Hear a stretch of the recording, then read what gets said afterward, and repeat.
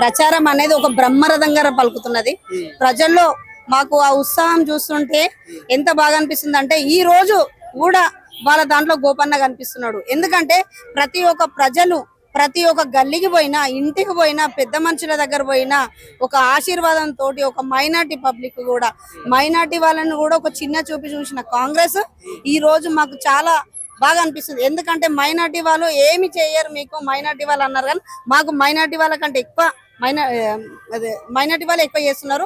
ఈ రోజు కూడా మీరు చూసినట్టయితే మీరు మా ఎంబడి చూడండి, మీరు ఏ ఇంటికి వచ్చినా ఒక పూల వర్షం తోటి, మంగళారతులతోటి మాకు ఆహ్వానిస్తున్నారు పబ్లిక్.